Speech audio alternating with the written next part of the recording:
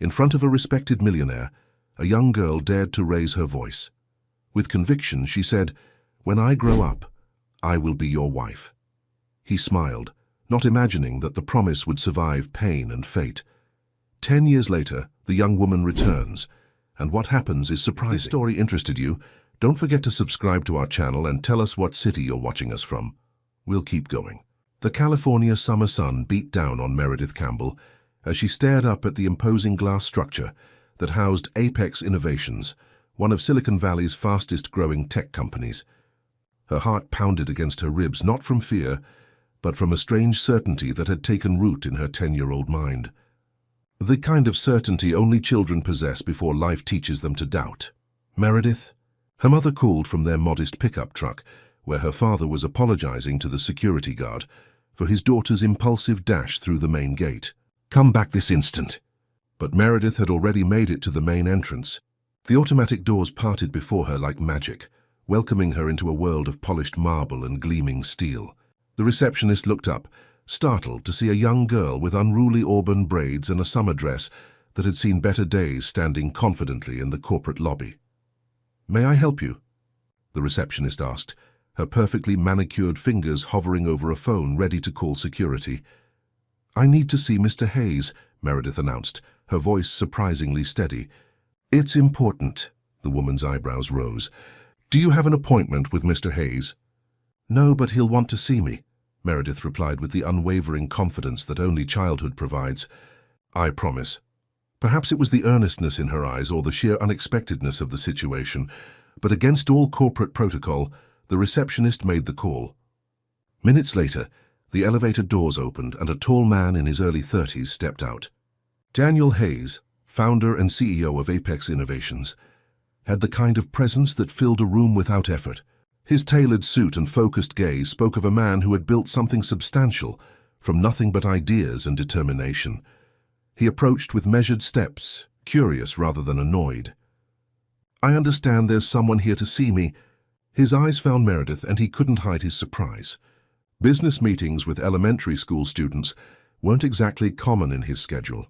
"That's me." "Sir?" Meredith stepped forward, extending her hand the way she'd seen her father do when meeting important people. "I'm Meredith Campbell." Daniel shook her hand, a smile playing at the corners of his mouth. "It's a pleasure to meet you, Miss Campbell. What can I do for you today?" Meredith took a deep breath.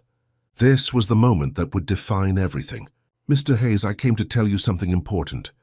She squared her small shoulders and looked him directly in the eyes. "When I grow up, I'm going to be your wife." The lobby fell silent. The receptionist's jaw dropped slightly. Two executives waiting for the elevator froze mid-conversation. But Daniel Hayes didn't laugh. Something in the child's direct gaze made the declaration more than a childish fantasy. It was stated as an inevitability, like tomorrow's sunrise. He crouched down to meet her at eye level, his expression thoughtful. "That's quite a statement, Miss Campbell. May I ask why?" "Because you built all this," she gestured around the lobby, "from nothing. My dad says you're the smartest man in Silicon Valley, and because I saw your picture in the magazine at my dentist's office and I just knew." She touched her heart. "When you know something here, you don't need reasons." Before Daniel could respond, Meredith's parents burst through the entrance, faces flushed with embarrassment. "Mr. Hayes, we are so sorry," her father began, placing a protective hand on Meredith's shoulder. "Our daughter sometimes lets her imagination run away with her." "She climbed out of the truck when we slowed down at the gate," her mother explained, mortified. "We were just delivering supplies to the campus cafeteria." Daniel stood up, still processing the girl's declaration. "It's quite all right, Mr. and Mrs. Campbell. Your daughter is very determined." Meredith apologized to Mr. Hayes for bothering him, her father insisted. But Meredith shook her head. "I'm not sorry. I meant what I said." Her green eyes flashed with conviction. "When I grow up, I'll come back and I'll be your wife." Daniel Hayes studied her for a moment, then made a decision that surprised even himself. "Miss Campbell," he said with unexpected seriousness, "I appreciate your directness. It's a quality that's rare these days." He reached into his pocket and pulled out a business card, handing it to Meredith. "Tell you what, hold on to this. If you still feel the same way when you're older, you're welcome to come find me." Her small fingers closed around the card as if it were made of gold. "I will." Her parents hurried her toward the exit, murmuring more apologies. Just before leaving, Meredith turned back to look at the executive balcony overlooking the main lobby. "I'll be back," she called, her voice echoing across the marble floor. Daniel watched her go, strangely moved by the encounter. At 32, he'd built Apex Innovations from a garage startup to a company valued at over $1 billion. He'd faced down skeptical investors, navigated market crashes, and outmaneuvered aggressive competitors. But somehow this small girl's absolute certainty had caught him completely off guard. "Should I have security update their protocols, sir?" his assistant asked, appearing at his side. Daniel shook his head, still watching the family's truck pull away through the floor-to-ceiling windows. "No, Mark. Sometimes the unexpected visitors are the most memorable." He returned to his office, settling behind his desk to prepare for his next meeting. But his thoughts kept drifting back to those determined green eyes and the absolute conviction in that young voice. In his world of algorithms and probabilities, such certainty was both refreshing and unsettling. Later that evening, as Daniel's private car took him home to his modern hillside house overlooking Palo Alto, he found himself telling the story to his close friend and CFO, James Parker. "And she just announced she was going to marry you?" James laughed. "That's priceless." There was something about her, James, not the usual starry-eyed kid stuff. Daniel gazed out at the sunset, painting the Silicon Valley landscape in gold. It was like she'd done the math and calculated the outcome already. "You're not actually taking this seriously, are you?" James raised an eyebrow.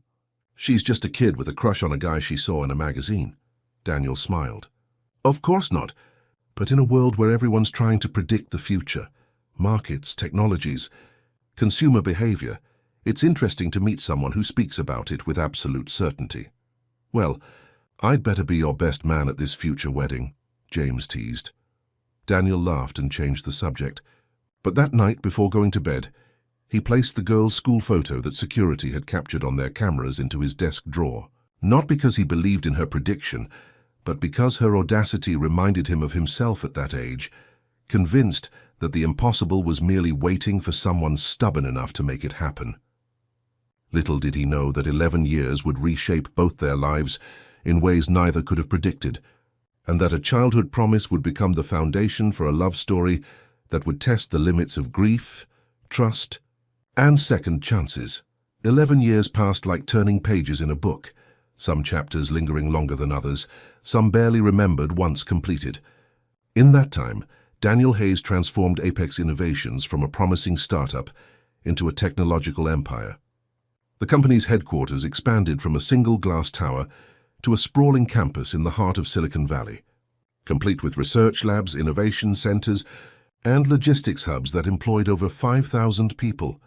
At 43, Daniel had become the kind of success story that business schools used as case studies, the visionary who saw beyond current markets to create products people didn't yet know they needed. His net worth had multiplied exponentially, but more importantly, his companies were changing the landscape of American industry. With professional success came personal milestones as well. 5 years after the curious encounter with the girl from the delivery truck, Daniel met Catherine Bennett at a charity gala in San Francisco. She was a pediatric surgeon with kind eyes and a laugh that made everyone around her feel instantly at ease. Unlike the ambitious socialites who typically gravitated toward him at such events, Catherine spoke about her patients with genuine passion, never once mentioning his company or fortune. "You haven't asked me about what I do," Daniel remarked as they shared a quiet moment on the venue's balcony, away from the crowd. Catherine smiled. "I know who you are, Mr. Hayes. Everyone does. I'm more interested in who you are when you're not being Daniel Hayes, tech mogul extraordinaire." That question, who he was beyond the boardroom, had caught him off guard. In the world he inhabited, most people wanted something from him: funding, connections, or the prestige of his company's name. Catherine wanted conversation. Their courtship was swift but meaningful. Within a year, they were married in an intimate ceremony at his estate in the hills above Palo Alto. The house, once a showcase of modern architecture, designed primarily to impress visitors, became a home under Catherine's influence. She filled the sterile spaces with warmth, books that were actually read, not just displayed, Comfortable furniture meant for living, not just admiring, and photographs that captured moments rather than achievements. I've been interviewed for Fortune magazine 4 times, Daniel told her one evening as they sat on their terrace watching the sunset. But I've never felt more seen than when you look at me. Catherine squeezed his hand. That's because I'm looking at Daniel, not the CEO of Apex Innovations. For the first time since founding his company, Daniel found himself leaving the office at reasonable hours. The man who once scheduled meetings during dinner now turned his phone off at the table. Catherine had shown him that there was life beyond the empire he'd built. A quieter, gentler existence that brought its own rewards. When Catherine announced her pregnancy 18 months into their marriage, Daniel experienced a joy he hadn't known was possible. He converted one of the home's many unused rooms into a nursery, personally overseeing every detail from the scientific accuracy of the solar system painted on the ceiling to the bookshelf filled with the classics he hoped to read to his child.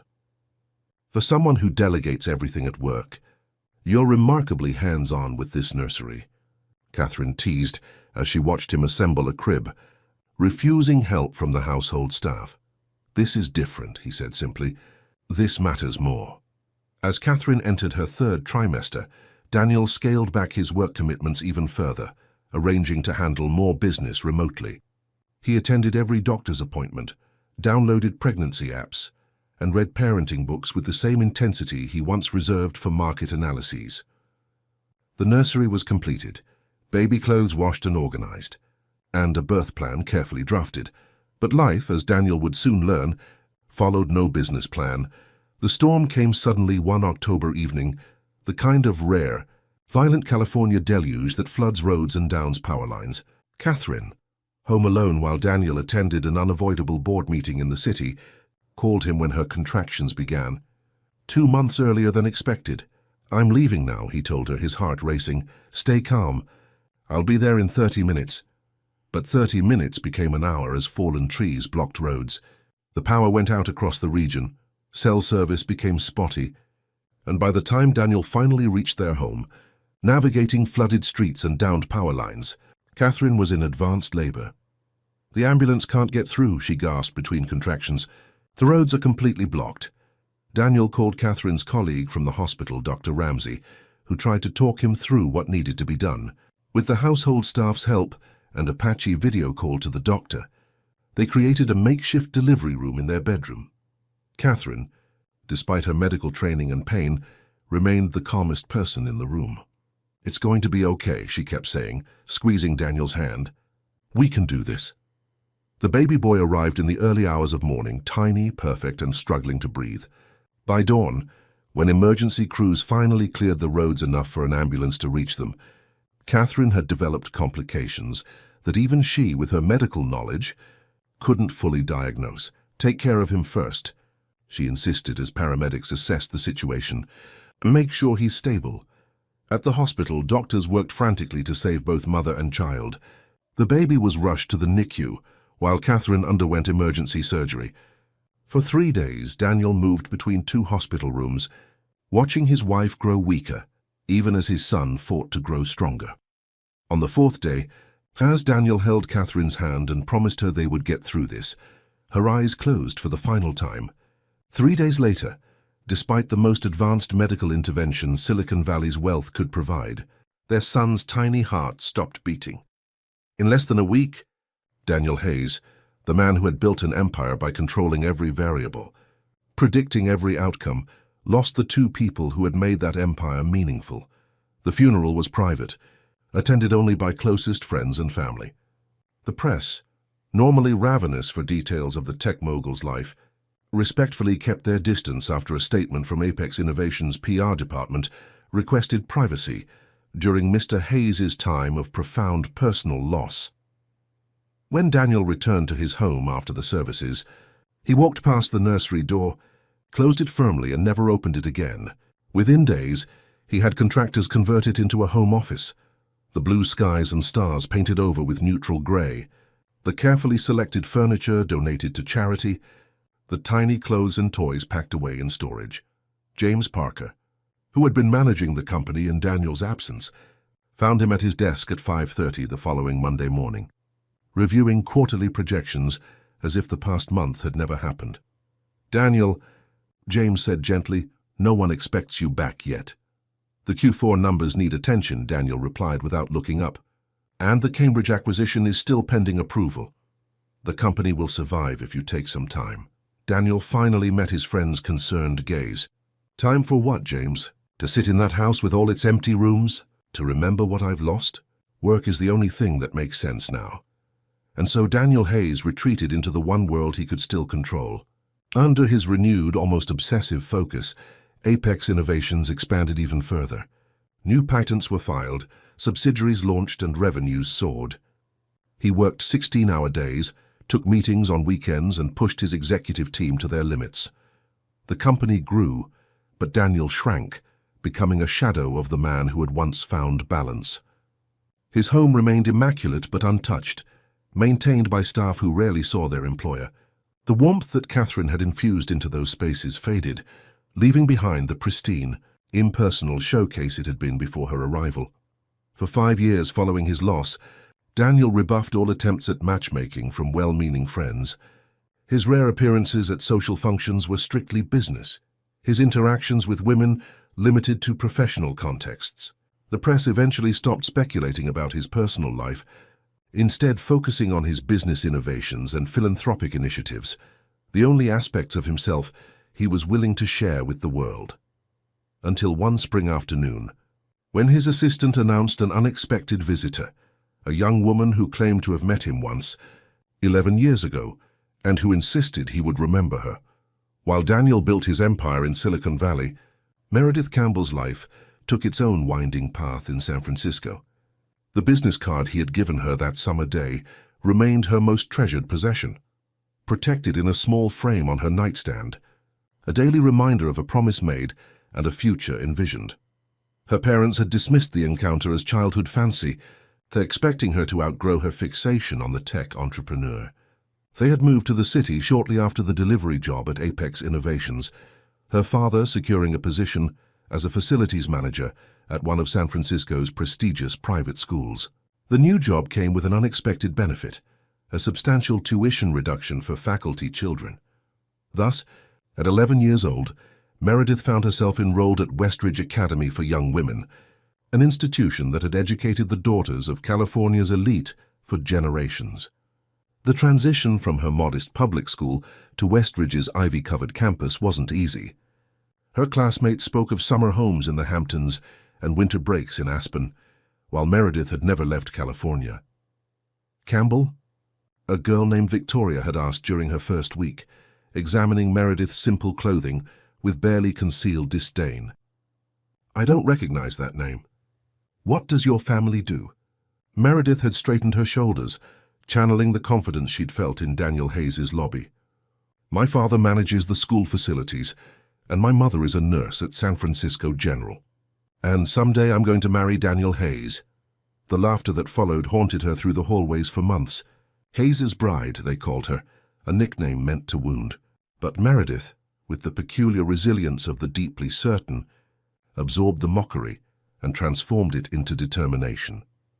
If she was going to be the wife of one of Silicon Valley's most brilliant minds, she would become worthy of standing beside him. She threw herself into her studies with ferocious intensity, spending hours in the library that other girls spent at social events. Her grades climbed steadily until she ranked first in her class by freshman year. Mrs. Winters, the school's formidable headmistress, called her parents in for a meeting that spring. "Mr. and Mrs. Campbell," she said, folding her hands on her mahogany desk, "Meredith has shown remarkable academic progress. Her aptitude tests place her significantly above her grade level." Her father beamed with pride. "She's always been a determined girl." "Indeed," Mrs. Winters smiled thinly. "However, I'm concerned about her social development. She has few friends, declines invitations to school functions, and spends her lunch periods in the library. When I asked her about her goals, she spoke of a rather unusual personal ambition involving a certain tech industry figure." Her mother sighed. "That's our fault. Years ago, she had a brief encounter with Daniel Hayes. She was just a child, but for some reason, the meeting left quite an impression." "I see." The headmistress leaned forward. "Perhaps we should channel this fixation into something productive. Meredith shows particular promise in mathematics and languages. With the right guidance, these talents could open doors to excellent universities and impressive careers of her own. And so began Meredith's carefully curated education. The school arranged advanced placement classes, language immersion programs, and summer internships at museums and cultural institutions. Her parents, seeing their daughter thrive, academically even as they worried about her singular focus on a childhood promise, supported these endeavors. By 16, Meredith spoke fluent French and conversational Mandarin, played the piano with technical precision if not passion, and had mastered the social graces taught in Westridge's infamous etiquette seminars. She learned which fork to use at formal dinners, how to make appropriate conversation with dignitaries, and the art of tasteful correspondence. Yet beneath this polished exterior, her heart remained anchored to that summer day and the business card in its frame. Each night before sleep, she would touch the glass, protecting it, and whisper, "Someday." Occasionally, Daniel Hayes appeared, in the news or in the business magazines her father brought home. Meredith collected these mentions, creating a scrapbook that tracked his professional rise. When reports of his marriage to Catherine Bennett surfaced, Meredith experienced her first true crisis of faith. She locked herself in her room for a full weekend, emerging with reddened eyes but renewed resolve. "He married someone else," her mother said gently, hoping this reality would finally break the spell. "For now," Meredith replied with quiet certainty. When news of the tragedy that took Catherine and the baby reached her through a newspaper her father had left on the kitchen table, Meredith felt no triumph, only a deep aching sorrow for Daniel's loss. She sent a condolence card to Apex Innovations headquarters, unsigned except for a small drawing of a pickup truck in the corner. Whether he ever received it, she never knew. As college application season approached in her senior year, Meredith found herself at another crossroads. With her exemplary academic record and glowing recommendations from Westridge faculty, she could aim for any university in the country. Harvard has shown significant interest, her college counselor noted during their planning session. Your essay on technological innovation in healthcare settings impressed them greatly. Stanford and MIT are also strong possibilities. "Stanford," Meredith said without hesitation, "I need to be in California." The counselor sighed, clearly aware of the unspoken reason. "Meredith, you have extraordinary potential. Your future shouldn't be defined by childhood fancies." "It's not fancy," Meredith replied calmly. "It's certainty." She was accepted to Stanford with a partial scholarship, her parents covering the remaining tuition with careful budgeting and additional work hours. She chose a double major in business administration and computer science, subjects that would allow her to understand Daniel's world from the inside. College brought new challenges and, unexpectedly, friendships. Her roommate Lily Chen was the first person who didn't mock Meredith's unwavering conviction about her future with Daniel Hayes. "That's actually kind of romantic," Lily said one night after Meredith had finally shared the full story. "Weird but romantic, like something from an old movie." "You don't think I'm crazy?" Meredith asked, surprised by the lack of judgment. Lily shrugged. "My grandmother's marriage was arranged when she was 3 years old. She didn't meet my grandfather until their wedding day, and they had one of the happiest marriages I've ever seen. Who am I to say what makes sense when it comes to finding your person?" With Lily's friendship came others, and for the first time Meredith experienced a social life beyond her studies. She went to parties, joined clubs, and even dated occasionally, brief, relationships that inevitably ended when the young men realized they were competing with an unshakable conviction. "It's not fair to either of us," she explained gently to her most persistent suitor, the son of a tech venture capitalist who had pursued her for months. "You deserve someone whose heart is fully available." "He doesn't even know you exist," the young man argued, frustrated by her rejection. "You're chasing a fantasy." "Perhaps," she conceded, "but it's my fantasy to chase." As her 21st birthday approached, Meredith felt a growing restlessness.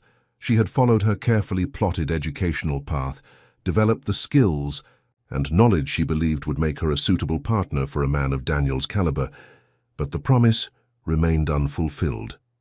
One evening, as she and Lily shared dinner in their off-campus apartment, Meredith made her decision. "I'm going to see him," she announced, setting down her fork with deliberate precision. Lily looked up from her textbook. "Hayes? Now? Why?" "Because it's time." Meredith's voice held the same certainty it had 11 years earlier in the Apex Innovations lobby. "I've become the person I needed to be. I understand his world now. I can stand beside him as an equal, not just a starry-eyed girl." "What if he doesn't remember you?" Lily asked gently. "Or worse, what if he remembers you and still says no?" Meredith had considered these possibilities 1,000 times. "Then at least I'll know.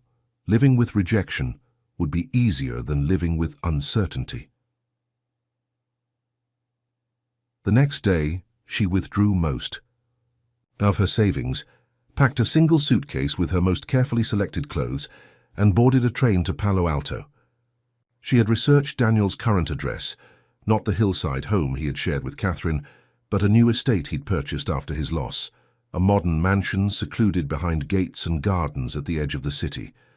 As the train carried her south, doubts crept in for the first time.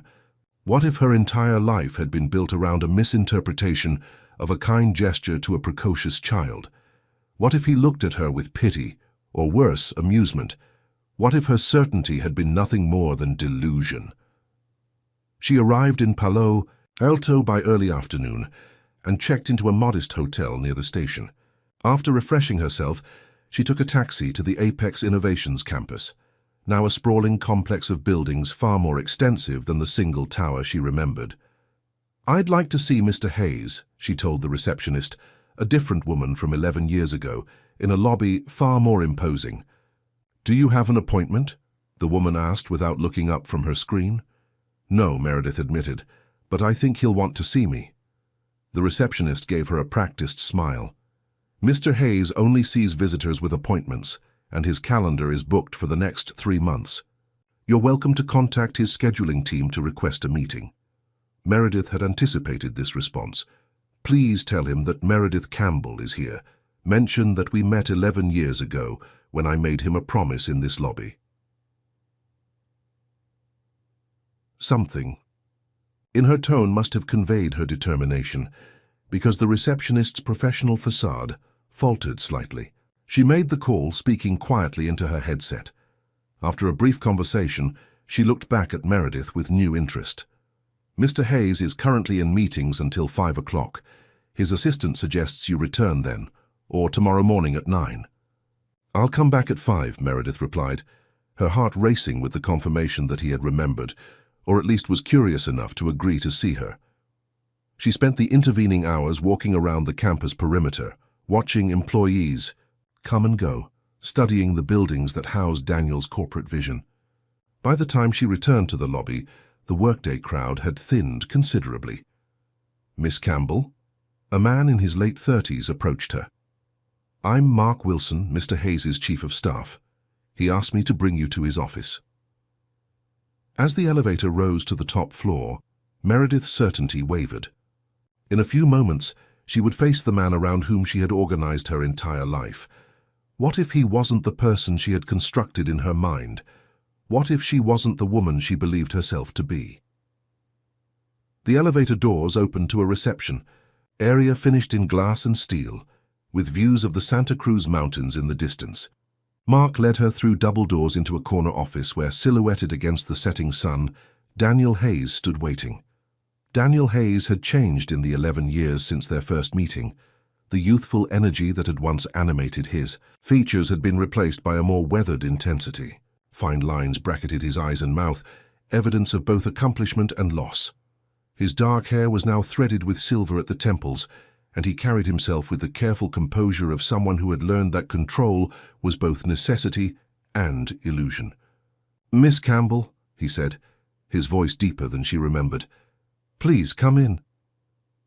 Meredith stepped forward, acutely aware of the contrast between them, his bespoke suit and her simple dress, his commanding presence and her nervous determination. But she held his gaze steadily, refusing to be diminished by the opulence surrounding them. "You remember me," she said, half statement, half question. A flicker of something, Amusement, recognition, crossed his face. Not immediately, I admit. When Mark mentioned your name and a promise made in our lobby, I had to search my memory. He gestured to a sitting area near the windows. Please have a seat. They sat across from each other, the silence between them filled with the weight of years and expectations, his cautious, hers fervent. You've grown up, he observed, studying her with clinical detachment. That was always the plan, Meredith replied, finding her voice. I told you I would return when I was grown. Daniel leaned back, his expression guarded. Ah, yes, the marriage proposal from a 10-year-old. I'd forgotten the specifics. The dismissive tone stung, but Meredith had prepared for this moment too carefully to be deterred. I was young, but I meant what I said. I still do. He raised an eyebrow. You can't possibly be serious. I've never been more serious about anything, she countered. I've spent the last 11 years becoming someone worthy of standing beside you.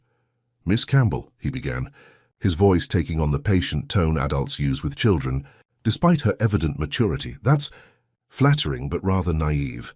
You don't know me. You've constructed a fantasy based on magazine profiles and business reports. Then give me the chance to know the real you, she challenged.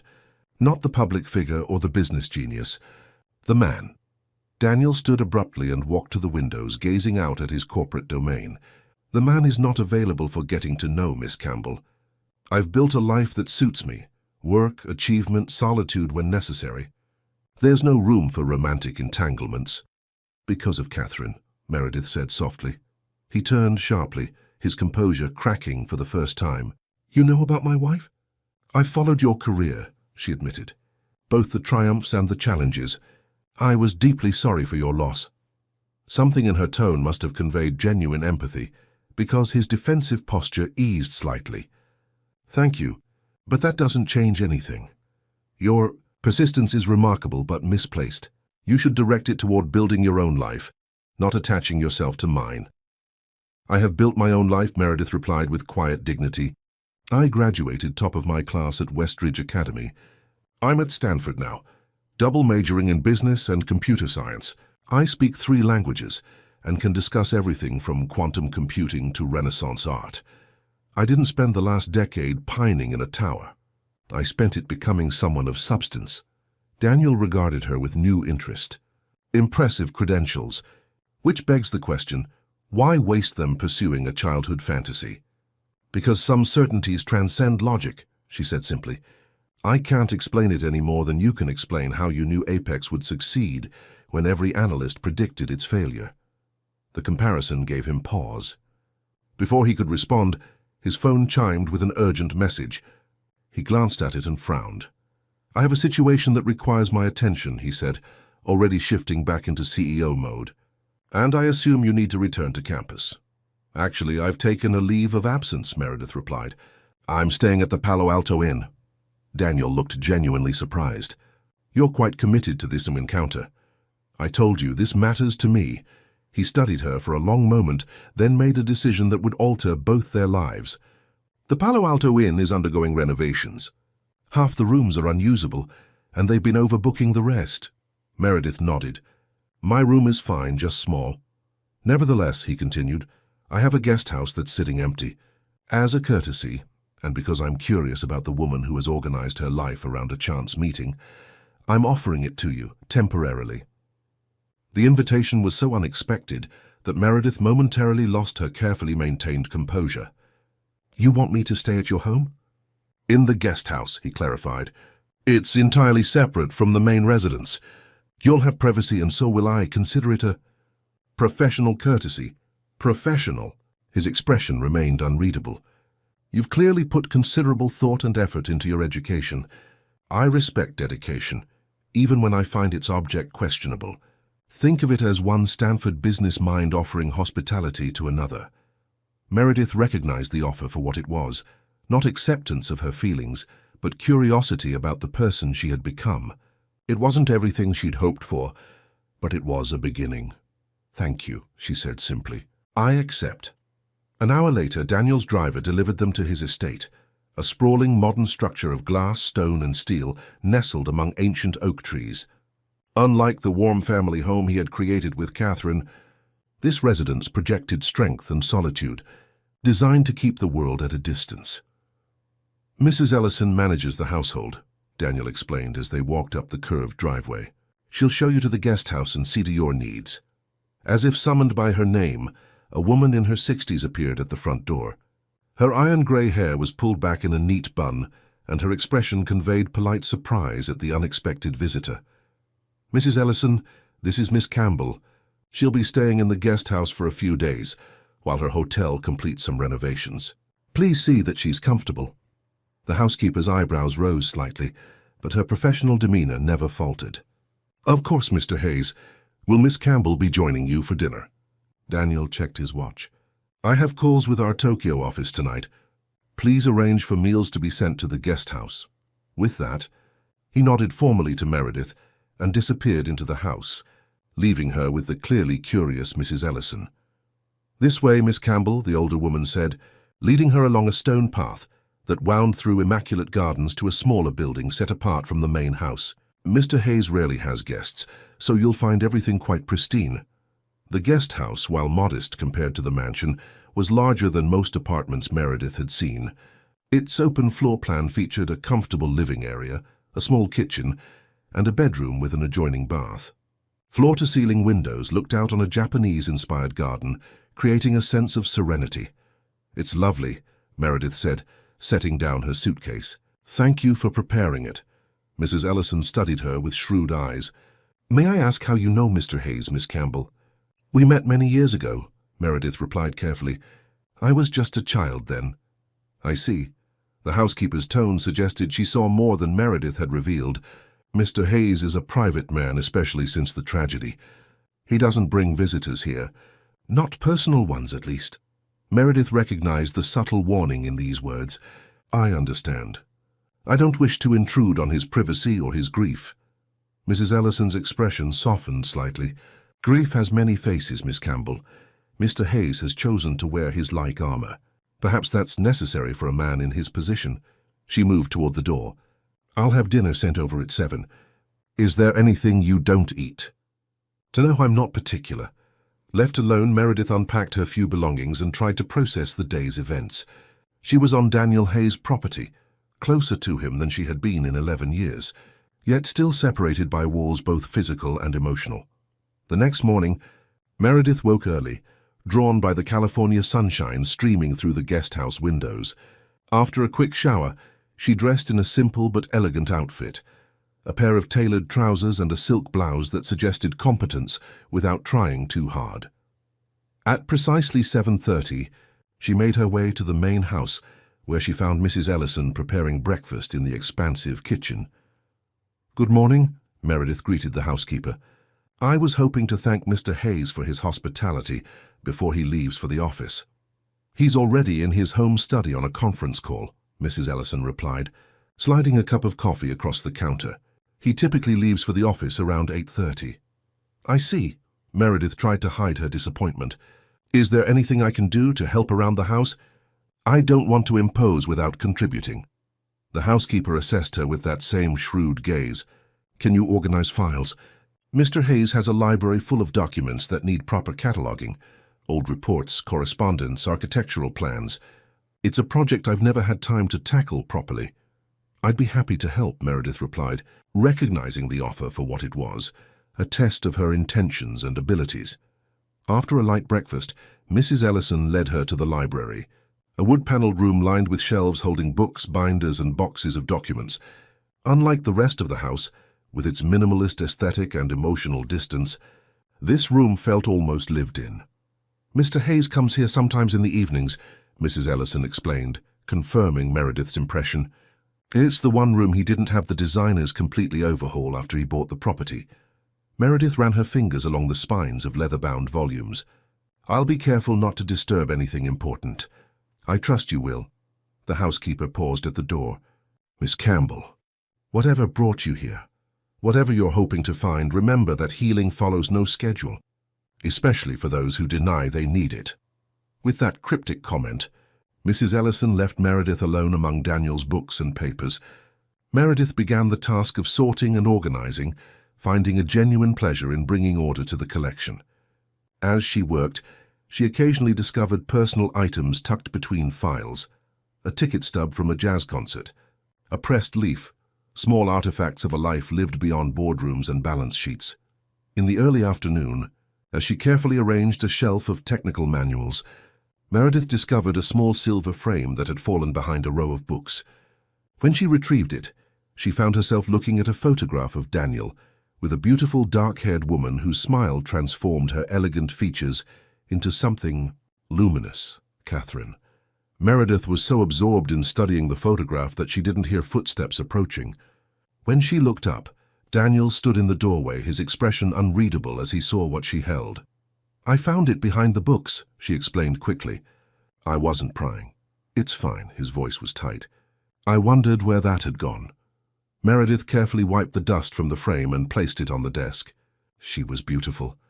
Yes, a single syllable heavy with memory. You must miss her very much. Daniel entered the room fully, his gaze fixed on the photograph. "Every day, but I've learned to live with absence." "Living with absence isn't the same as living," Meredith observed softly. His eyes snapped to hers, a flash of anger quickly controlled. "You're very young to be dispensing wisdom about loss, Miss Campbell." "I'm not claiming wisdom," she replied.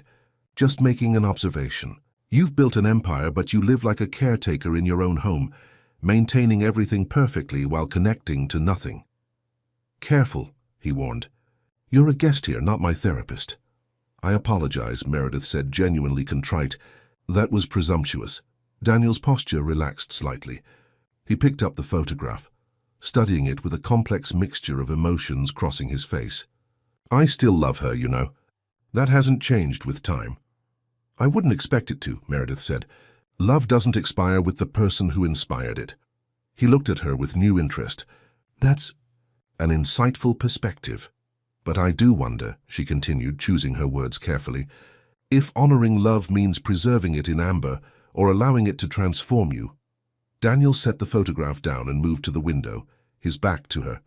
"The question," he said after a long pause, "is whether I'm hiding behind her memory to avoid risking that kind of loss again." The admission, so unexpected and vulnerable, hung between them like a bridge neither was quite ready to cross. 3 days passed in an unexpected rhythm. Meredith continued organizing the library, finding satisfaction in bringing order to the collection of documents that chronicled both Daniel's professional achievements and his occasional personal interests.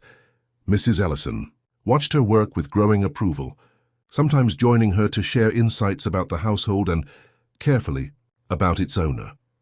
He wasn't always this closed off, the housekeeper confided, as they sorted through a box of architectural drawings. When he was married to Catherine, this place had life. Dinner parties, weekend gatherings, music in the evenings. She brought balance to his intensity. What was she like? Meredith asked, genuinely curious about the woman who had won Daniel's heart. Mrs. Ellison smiled slightly. Warm, brilliant in her own right, but never competitive with him. She had this way of cutting through his work obsession with a simple question or observation that would make him stop and really see what was around him. The older woman paused, studying Meredith. "You remind me of her sometimes, in small ways." "I'm not trying to replace her," Meredith said quickly. "No one could," Mrs. Ellison replied. "But that doesn't mean there isn't room for something new, something different." Daniel himself remained an elusive presence. He left early each morning for the office and returned late, occasionally nodding to Meredith if they passed in the hallway, but maintaining a careful distance. She respected his boundaries, never approaching him directly, allowing him to process her presence at his own pace. On the 4th morning, Meredith was surprised when Daniel appeared at the guest house door just after sunrise. He was dressed casually in jeans and a sweater, rather than his usual suit, a transformation that somehow made him seem both more approachable and more handsome. "I've been remiss as a host," he said without preamble. "I thought you might like to see what I do, beyond what appears in press releases and annual reports." Meredith tried to contain her surprise at this unexpected overture. "I'd like that very much." "Good, we leave in 20 minutes. She dressed quickly in a simple white shirt and dark pants, pulling her hair back into a neat ponytail. When she joined Daniel at his car, a sleek but understated luxury sedan. He gave her an appraising look. "Practical choice," he commented, opening the passenger door for her. Most women would have overthought the wardrobe for this invitation. "I'm not most women," she replied evenly. "And I assumed we'd be touring facilities, not attending galas." A hint of a smile touched his mouth. Correct assumption. As they drove through the morning light, Daniel began to speak about Apex Innovations in a way business magazines never captured, not as a corporate entity, but as his life's work, a vision made tangible through determination and strategic risk. "The first building was all we could afford," he said as they approached the campus. "I mortgaged everything, convinced investors to take chances they ordinarily wouldn't, and worked nights repairing the cooling systems myself because we couldn't afford maintenance contracts." Meredith listened intently, absorbing details she'd never find in any article. "When did you know it would succeed?" "I always knew," he said without arrogance, merely stating a fact. "The question was whether I could convince everyone else before the money ran out." They spent the morning touring facilities that weren't part of the standard corporate tour, research labs where prototypes were tested, manufacturing floors where ideas became products, and logistics centers that distributed Apex technology across the globe. Throughout, Daniel introduced her to key employees, explained processes, and revealed the complex ecosystem he had created. What struck Meredith most was how different he seemed here, more animated, more present, his eyes lighting up when describing a particularly elegant solution to a technical problem. This was Daniel in his element, surrounded by the tangible results of his vision. "Your employees respect you," she observed during a break between tours, "not just as the boss, but as someone who understands what they do." "I make it my business to understand every aspect of the company," he replied. "I can't lead what I don't comprehend." By midday, they had covered the main campus facilities. Rather than heading back, Daniel drove them to a more secluded location at the edge of corporate property, a modern glass structure built into a hillside, surrounded by carefully landscaped gardens. "This isn't on any company map," Meredith noted as they parked. "Because it's not, strictly speaking, company property," Daniel explained. "It's personal. Come, I'll show you." He led her through a discreet entrance into what appeared to be a private sanctuary, a multi-level garden with flowing water features, meditation spaces, and panoramic views of the valley below. The space felt intimate yet expansive, a perfect balance of natural elements and architectural precision. "I come here to think when problems seem insurmountable," Daniel said as they walked along a stone path between flowering shrubs. "Sometimes the answers don't emerge in boardrooms or spreadsheets." They settled on a bench beneath a Japanese maple, its red leaves creating a canopy above them. For the first time since her arrival, Daniel seemed completely at ease, the corporate armor temporarily set aside. "Why did you really come back, Meredith?" he asked, using her first name for the first time. The truth, not the childhood promise narrative. The directness of the question caught her off guard, but she responded with equal honesty. "Because I needed to know if the certainty I've carried was real or imagined. I needed to see who you actually are, not the person I've constructed in my mind. And I needed to discover if there could be something genuine between us. And what have you found so far?" Meredith considered her answer carefully.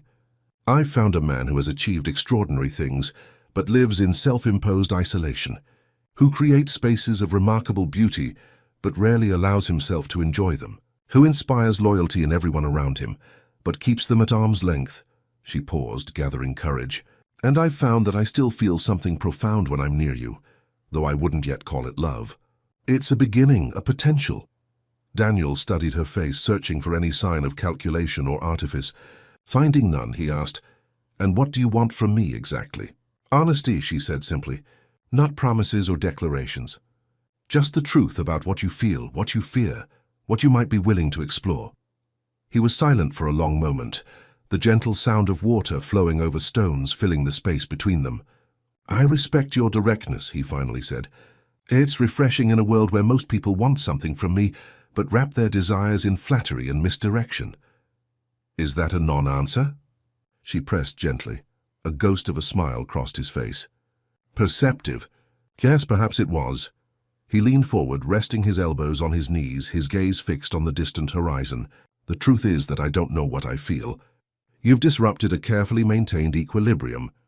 I've spent years building walls around certain aspects of my life, and you've simply walked through them with that remarkable certainty of yours. I'm sorry if that's been uncomfortable. Don't apologize for authenticity, he said. It is too rare to be lamented. They sat in companionable silence, the intensity of their conversation giving way to a shared appreciation of the sanctuary around them. After a while, Daniel checked his watch. We should head back.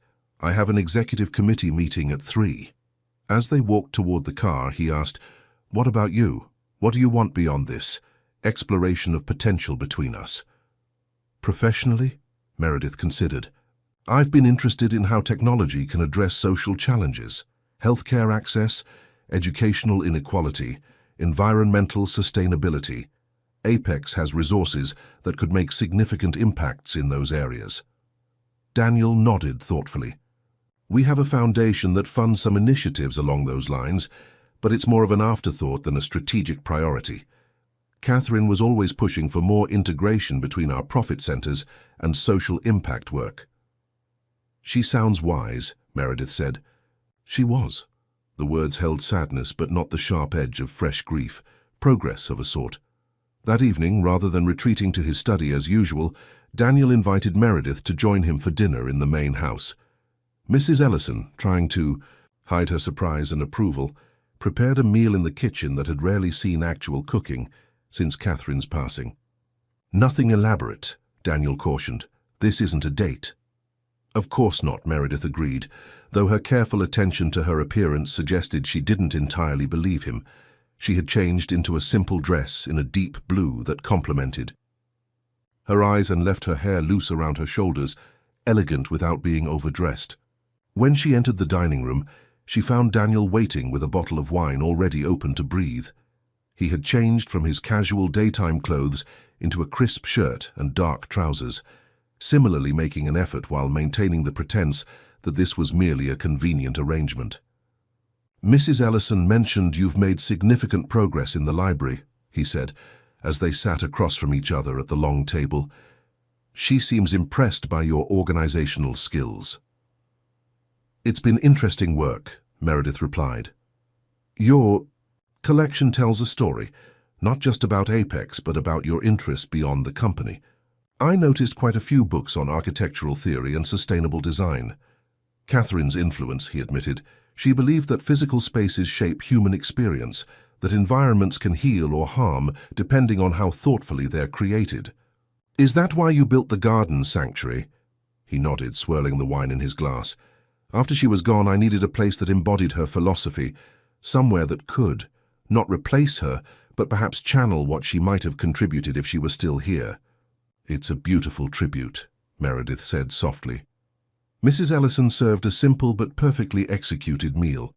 Roasted chicken, fresh vegetables from local farms, and crusty bread still warm from the oven. As they ate, the conversation flowed more naturally than either might have expected, touching on books, technologies, places they'd both visited, and ideas that intrigued them. You mentioned social impact earlier, Daniel said as they finished the main course. What specific areas interest you most? Meredith described her vision for technology that could bring medical expertise to underserved communities, educational platforms that adapted to different learning styles, and sustainable infrastructure solutions for developing regions. As she spoke, her face animated with genuine passion, Daniel found himself drawn to her intelligence and conviction. You've clearly thought about these issues deeply, he observed. Most people your age are focused on climbing corporate ladders or accumulating credentials. I've had enough of credentials, she replied with a small smile. I'm more interested in application, taking what I've learned and using it to create meaningful change. There might be opportunities within Apex's foundation, Daniel said, surprising himself with the suggestion. Not because of whatever this is between us, but because your ideas have merit. I'd welcome the chance to contribute, Meredith responded, careful not to appear too eager, but only if it makes sense for the organization. As the evening progressed, They moved from the dining room to the terrace overlooking the gardens, continuing their conversation under the stars. Daniel found himself speaking more openly than he had in years, sharing stories about Apex's early days, challenges he'd faced, and occasionally, memories of Catherine. "She would have liked you," he said unexpectedly, as the evening drew to a close. "Your determination, your clarity of purpose, she valued those qualities." Meredith touched his hand lightly. "Thank you for sharing her with me, even in these small ways. I know that can't be easy." He didn't pull away from the contact. "It's been less difficult than I anticipated. Perhaps Mrs. Ellison is right. Healing follows no schedule." Before they parted for the night, Daniel asked a question that had been on his mind throughout the evening. "After organizing my library and touring, the company after our conversations today, is the reality of me still what you imagined all these years?" Meredith considered her answer carefully. "No," she said honestly. "You're more complex, more human than the figure I constructed. There's a depth to you that articles and annual reports could never capture." She smiled. "The reality is better than the fantasy, even with its complications." "Even with my damage?" he asked, the vulnerability in his voice revealing how much her answer mattered. "Especially with your capacity to heal from damage," she replied. "That's where true strength lies." As she turned to leave, Daniel called after her. "Tomorrow night, there's a charity gala for the Children's Hospital. Catherine was on their board. I usually send a donation but avoid attending. This year, I thought perhaps, would you accompany me?" The invitation hung between them, weighted with significance beyond a simple social engagement. It represented Daniel's first public appearance with a woman since Catherine's passing, his first step toward whatever might be possible between them. "I'd be honored," Meredith said simply, understanding all that remained unspoken.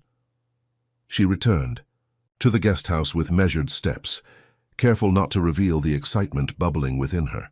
The day had shifted something fundamental between them, not yet a declaration or a promise, but an opening, a willingness to explore possibilities previously walled off.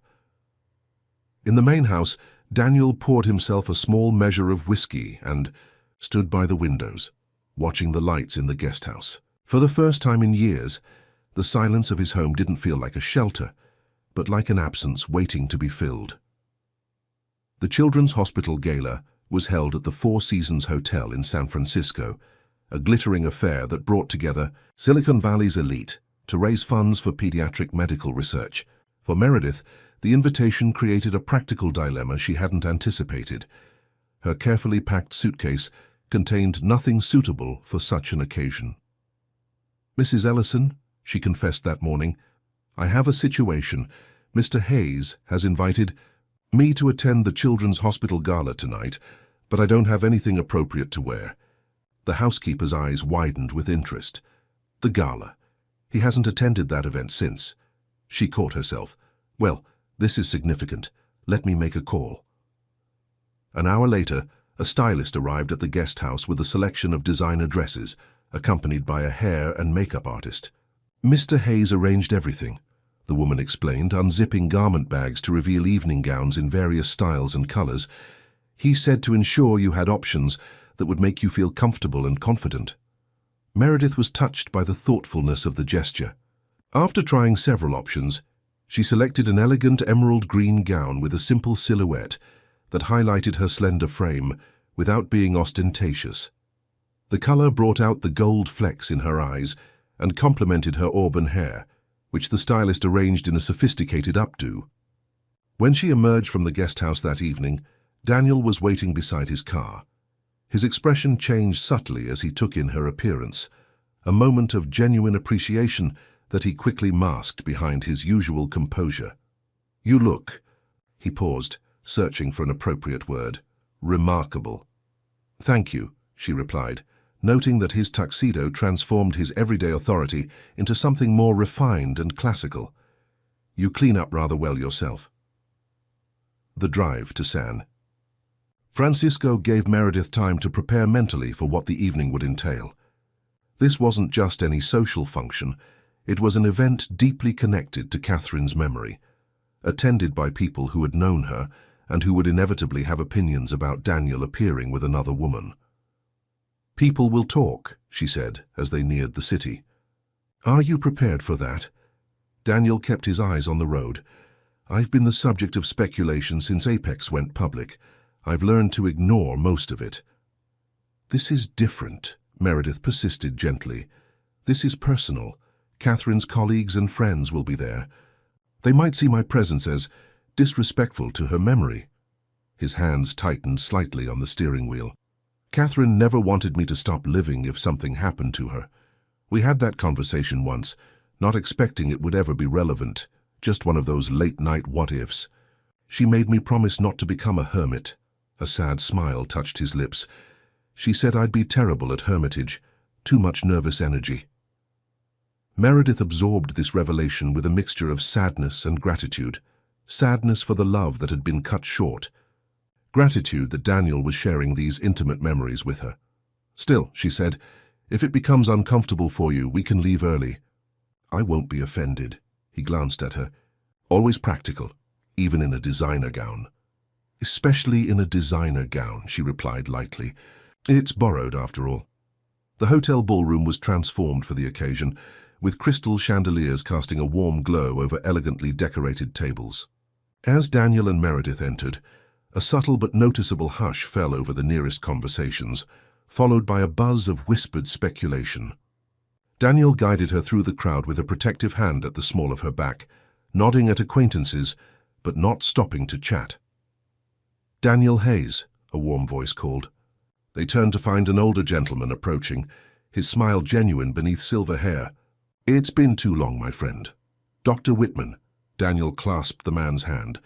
"Good to see you. How's the pediatric cardiology department?" "Thriving. Thanks in no small part to your foundation's support." The doctor's kind eyes shifted to Meredith. "And who is this lovely young lady?" "Meredith Campbell," Daniel introduced her. "Meredith, this is Dr. Thomas Whitman, Chief of Pediatric Surgery and a dear friend of Catherine's." If Dr. Whitman was surprised by Daniel's companion, he hid it well. "A pleasure, Miss Campbell. Any friend of Daniel's is welcome here. Catherine always said he needed more people in his life who weren't obsessed with profit margins." "She wasn't wrong about that," Daniel acknowledged. Dr. Whitman was the first of many introductions as they made their way through the ballroom. Most of Catherine's former colleagues greeted Meredith with polite curiosity, though she couldn't miss the speculative glances that followed them. Daniel handled the situation with practiced ease, never explaining Meredith's presence, but treating her with a respect that discouraged inappropriate questions. During dinner, they were seated at a table with hospital board members and major donors. The conversation flowed smoothly, focusing primarily on the hospital's achievements and future plans.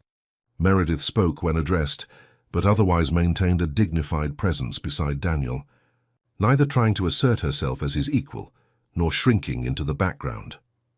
"You navigate these waters well," Daniel murmured to her during a lull in the table conversation. "Not too eager, not too reserved. I attended enough school functions at Westridge to learn the fundamentals of high society dynamics," she replied quietly. "It's all about finding the right balance."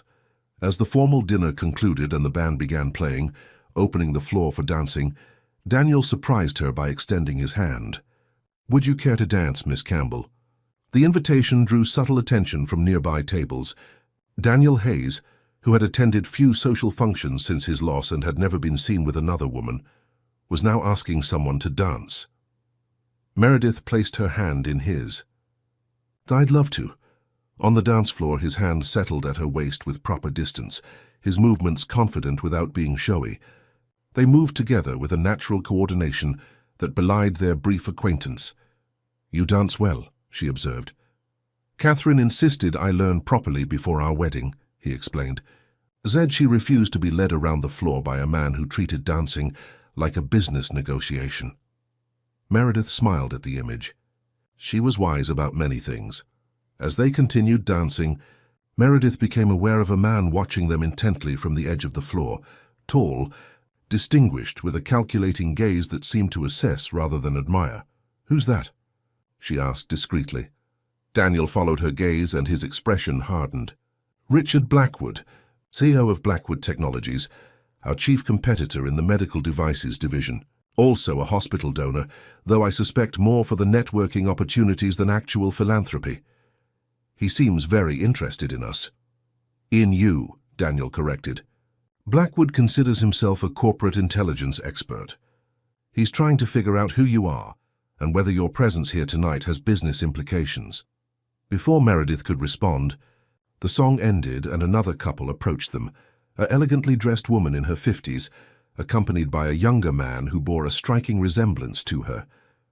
Daniel, the woman greeted him warmly, kissing his cheek. It's so good to see you here. Catherine would be pleased. Margaret, Daniel's voice softened. You look well. How's Michael? Still teaching at Berkeley, still refusing to get a proper haircut, she replied with maternal exasperation, then turned curious eyes to Meredith. And who is this? Meredith Campbell, Daniel introduced her. Meredith, this is Margaret Bennett, Catherine's mother and her brother James. Meredith felt a moment of genuine anxiety. Meeting the mother of the woman whose absence still shaped Daniel's life was more intimidating than facing any business tycoon or society matron. Mrs. Bennett, she said softly, it's an honor to meet you. Margaret studied her with intelligent eyes, so similar to those in Catherine's photograph that Meredith felt a chill of recognition. After a moment, the older woman's expression warmed. The honor is mine, my dear. Daniel rarely attends these functions, and never with company. You must be quite special. We're still discovering that, Daniel replied with careful neutrality. James Bennett, who had been watching the exchange with brotherly protectiveness, stepped forward. Since we're interrupting your dancing anyway, mind if I steal my mother for a moment, Daniel? The hospital administrator wants to discuss next year's fundraising calendar with her. Of course, Daniel agreed, relief evident in his tone. Family interactions, even with Catherine's family, whom he clearly respected, remained challenging territory. As Margaret and James moved away, Daniel guided Meredith toward the terrace doors. Some air might be welcome, he suggested, clearly needing a break from the social intensity of the ballroom. The terrace overlooked the city lights, the evening fog rolling in to soften the urban landscape. A few other guests lingered in quiet conversation, but a corner near the stone balustrade offered relative privacy. You handled that well, Daniel said once they were alone. Meeting Catherine's mother couldn't have been easy. She seems like a remarkable woman, Meredith replied honestly. I can see where Catherine got her directness and warmth. Daniel nodded. Margaret has been incredibly understanding these past years, never pushing, never judging my withdrawal, but always leaving the door open. The whole Bennett family has been kinder than I probably deserved. You were family to them, Meredith observed. Loss doesn't change that. Before he could respond, a new voice interrupted their moment of connection. Daniel Hayes, emerging from hibernation at last. Richard Blackwood approached with calculated casualness, crystal tumbler in hand, and with such charming company. The rumors clearly didn't do justice to reality. Daniel's posture stiffened, but his voice remained even. Richard, I wasn't aware you were on the donor list this year. Oh, I never miss an opportunity to support such worthy causes, Blackwood replied with a smile that didn't reach his eyes. Especially when they provide such excellent networking opportunities. Won't you introduce me to your lovely companion? Meredith Campbell, Daniel said briefly. Meredith Richard Blackwood of Blackwood Technologies. Blackwood took her hand, holding it slightly longer than necessary. Enchanted, Miss Campbell. I must say you've accomplished what many thought impossible, bringing the reclusive Mr. Hayes back into society. One wonders what special qualities could achieve such a miracle. The insinuation in his tone was unmistakable. Meredith withdrew her hand politely but firmly. Mr. Hayes makes his own decisions, Mr. Blackwood. I'm merely fortunate to benefit from his company this evening. Indeed. Blackwood's gaze shifted between them, assessing. It's interesting timing, with the medical division contracts up for renewal next quarter. A fresh face at Apex could signal new directions. Daniel's expression remained impassive, but Meredith could sense his increasing tension. Meredith's presence has nothing to do with business, Richard, though I understand why someone who views all relationships as tactical advantages might think so. Blackwood laughed, a sound without humor. Come now, Daniel. We're all players in the same game. Miss Campbell here is what, 25. 26. With her youth and obvious charm, combined with your resources and industry position, it's a natural alliance. I'm 21, Mr. Blackwood, Meredith corrected calmly, and while I'm flattered by your assumption that I have strategic value to Apex Innovations, I assure you my presence here tonight is purely social. 21? Blackwood raised an eyebrow, glancing at Daniel with new calculation. How progressive of you, Hayes, though perhaps not surprising. Men who have experienced profound loss often seek emotional inheritance from much younger partners, a way to transfer their pain without the messy business of processing it themselves. Daniel took a step forward, his composure cracking for the first time that evening. That's enough, Richard. Just an observation from someone who's seen similar patterns, Blackwood continued, seemingly enjoying Daniel's reaction. Young women are remarkably adept at positioning themselves as emotional saviors for successful men in midlife transitions. The combination of youth, attention, and apparent understanding is quite irresistible. Meredith placed a restraining hand on Daniel's arm, feeling the tension in his muscles. Mr. Blackwood, she said with deliberate clarity, your insights into human psychology are fascinating if somewhat reductive. But since this is a charity event rather than a therapy session, perhaps we could focus on the actual purpose of the evening, supporting children's health care. Blackwood's smugness faltered momentarily at her composed response. Of course, always good to remember why we're here. He raised his glass in a mock toast. To new beginnings and strategic alignments, whatever form they may take. As he walked away, Daniel released a controlled breath. I apologize for that. Richard has always been competitive, but that was beyond his usual tactics. He was deliberately trying to provoke you, Meredith observed. And plant doubts about me. Daniel nodded grimly. Standard psychological warfare. He's up against Apex for a major hospital system contract. Destabilizing me emotionally would be tactically advantageous. And did he succeed? Meredith asked directly. In planting doubts, Daniel studied her face in the soft terrace lighting. Let's go back inside. I believe they're about to announce the donation totals. His non-answer hung between them as they returned to the ballroom, where the remainder of the evening passed in a blur of speeches, applause and carefully maintained social smiles. Daniel wrote a substantial check during the live auction portion of the fundraising. But his earlier warmth had been replaced by a distracted formality that Meredith felt acutely. The drive back to Palo Alto was silent, the comfortable rapport they had been building now strained by Blackwood's insinuations. As they approached the estate gates, Daniel finally spoke. Blackwood is a manipulative bastard, but he's not entirely wrong. Meredith turned to look at him. About what? About the risks of whatever this is developing between us. Daniel's hands gripped the steering wheel tightly. I'm 22 years older than you, Meredith. I've built and lost a life you're just beginning to construct. There's an inherent imbalance that can't be ignored, regardless of your intelligence or maturity. So you are having doubts, she said quietly. Daniel pulled into the circular driveway and stopped the car, turning to face her fully. I'm questioning my judgment. Is my interest in you genuine, or is it a response to years of isolation? Are you seeing me clearly, or a projection created from childhood impressions and media narratives? Those are fair questions, Meredith acknowledged. But they're questions to explore, not reasons to retreat. Perhaps. He got out and came around to open her door. As they walked toward the main house, he continued, I have an early meeting in Singapore tomorrow, a video conference that will likely take most of the day. We should talk further when that's concluded. The formality in his tone was unmistakable, a step back from the connection they had been building. Meredith nodded, refusing to show how deeply his withdrawal affected her. Of course, thank you for including me this evening. It was an illuminating experience. At the guest house door, Daniel hesitated, then simply said, Good night. Meredith before walking away, his posture rigid with unresolved tension. Inside, Meredith carefully hung the borrowed gown and removed the elegant hairpins, her movements mechanical as she processed the evening's emotional whiplash. They had been dancing toward something meaningful, only to have doubt skillfully inserted into the equation by a man who viewed relationships as tactical maneuvers. She slept fitfully, waking early to the sound of Daniel's car leaving the property, presumably for his office and the Singapore conference.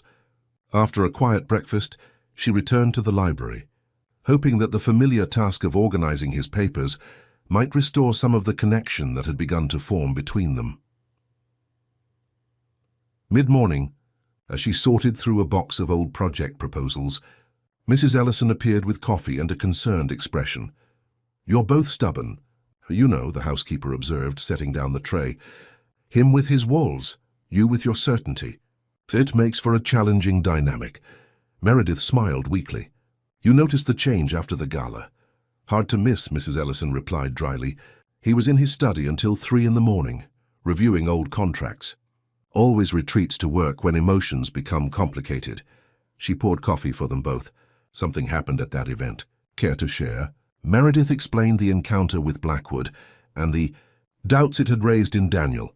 Mrs. Ellison listened with the careful attention of someone who had witnessed many chapters of her employer's life. "Richard, Blackwood has been trying to undermine Daniel for years," the housekeeper said when Meredith finished. "But he succeeded this time because he targeted vulnerabilities that were already there. Daniel has been questioning himself since you arrived, wondering if his interest in you is appropriate, whether he's betraying Catherine's memory, if the age difference matters." "I understand his concerns," Meredith said. "They're valid questions." Mrs. Ellison studied her over the rim of her coffee cup. "The question is, are you prepared for how he might answer them?" Before Meredith could respond, the doorbell rang, an unusual occurrence at the secluded estate. Mrs. Ellison excused herself to answer it, returning moments later with an envelope. "A courier just delivered this," she said, handing it to Meredith.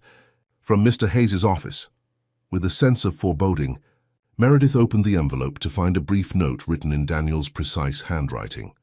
"Meredith, I've arranged for a car to bring you to Apex headquarters at 2 p.m. There are matters we should discuss in person. Daniel." The formal tone and business setting suggested that whatever decision he had reached overnight, it wasn't the one she had hoped for. With trembling hands, she folded the note and placed it back in its envelope. "Not good news?" Mrs. Ellison asked gently. "I'm not sure," Meredith replied, striving for composure. "But I think I need to prepare myself for disappointment."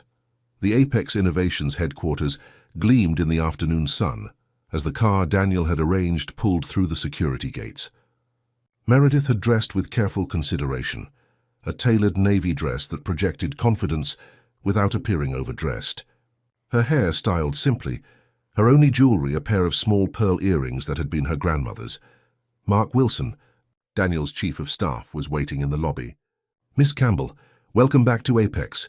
Mr. Hayes asked me to bring you up right away." The elevator ride to the executive floor was silent, Mark clearly uncomfortable with whatever situation he had been drawn into. When they reached Daniel's office, he merely opened the door and nodded for her to enter, quickly retreating once she had done so. Daniel stood at the windows, his back to the door, gazing out at the campus he had built. He didn't turn immediately when she entered, and in that moment of suspended animation, Meredith felt her heart constrict with the certainty that something had fundamentally changed. "Thank you for coming," he said finally, turning to face her. His expression was carefully controlled, his posture formal. He gestured to the sitting area. "Please have a seat." Meredith complied, arranging herself on the sofa with outward calm that belied her inner turmoil. Daniel remained standing, maintaining both physical and emotional distance. "I've been reviewing some reports this morning," he began, his tone businesslike, "including one from Dr. Chen's research team on a new neural interface technology.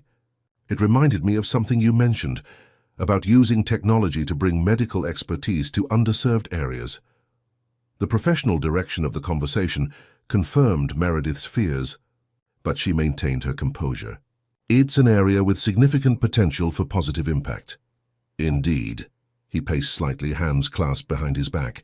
"Our foundation has been somewhat unfocused in its grant-making. Catherine had plans to develop more strategic initiatives, particularly in healthcare access, but after she was gone," he paused, "I let it continue on autopilot." "That's understandable," Meredith said softly. "You had other priorities." Daniel stopped pacing and finally looked directly at her. "Meredith, I think it would be beneficial for both of us to establish some professional distance. Your ideas about technology for social impact align with directions Apex should be exploring. I've discussed with the Foundation board the possibility of creating a fellowship position, a role that would allow you to develop those concepts with institutional support. The careful wording couldn't mask the truth. He was offering her a professional opportunity as a substitute for personal connection, a way to honor her ideas while severing the emotional possibilities that had begun to develop between them. "I see," she said, her voice steady despite the disappointment flooding through her. "And this fellowship would be based here at headquarters?" "Initially, yes, though there would likely be fieldwork involved, assessing needs in target communities, piloting technologies."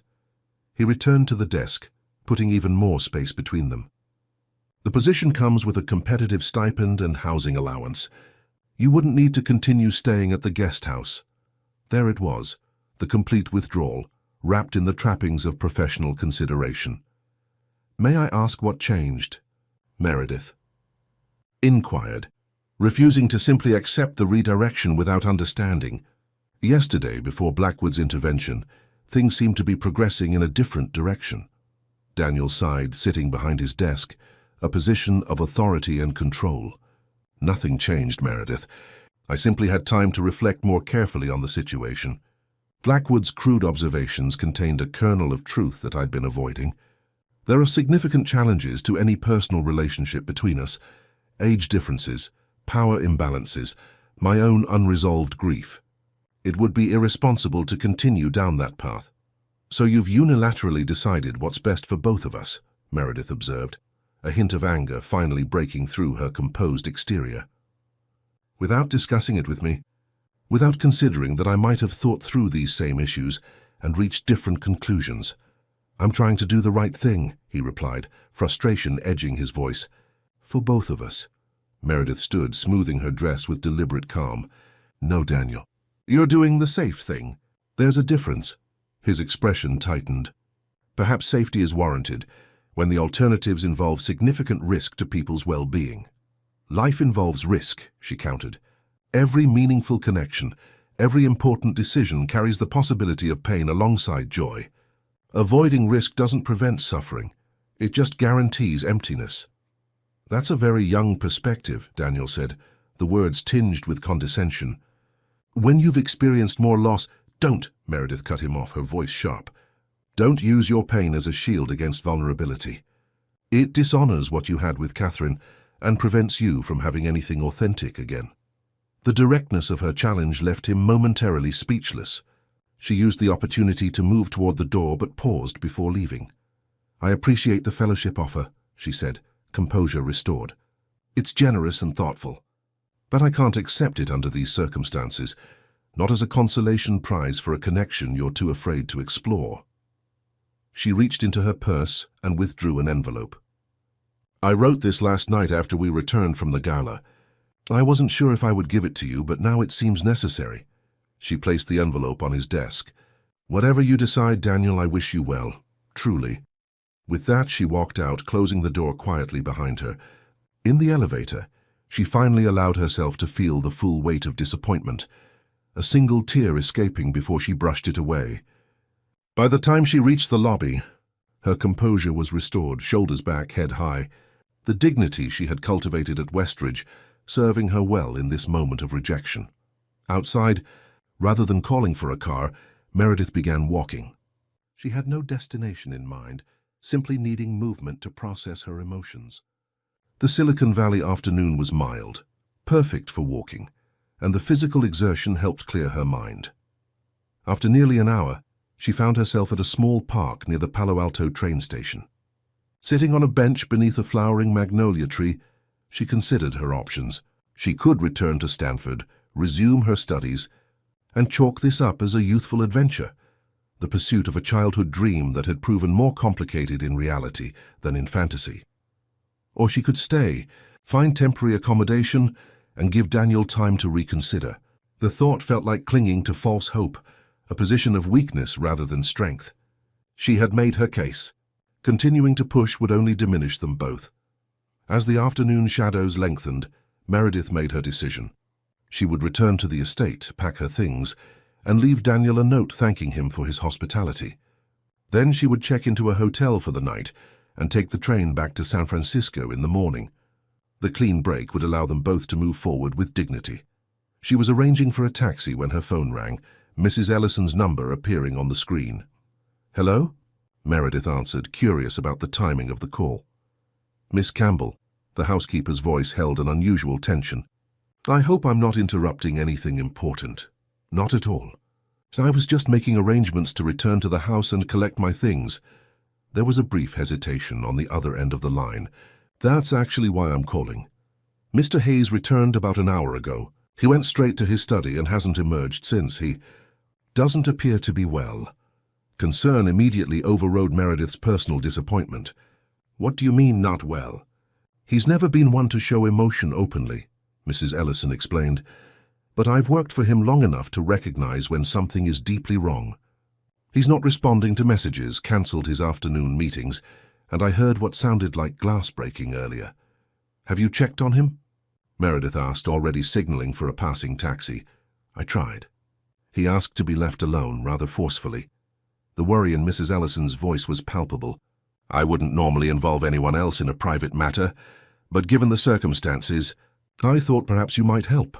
Meredith hesitated only briefly. Whatever had happened between them professionally, she couldn't ignore Daniel's distress. "I'll be there as soon as possible." The taxi ride to the estate seemed interminable, though in reality, it took less than 20 minutes. Mrs. Ellison was waiting at the front door, her usually composed features drawn with concern. "He's still in the study," she reported as Meredith entered. "The letter you left, he read it several times, then made some calls, cancelled everything, and has been in there ever since." Meredith nodded, a mixture of hope and apprehension rising within her. "Let me try to speak with him." She approached the study door and knocked gently. "Daniel, it's Meredith. May I come in?" Silence greeted her, then a muffled, "Not now." "I'm concerned about you," she persisted. "Mrs. Ellison called me. Whatever's happening, I'd like to help if I can." More silence, long enough that she began to think he wouldn't respond at all.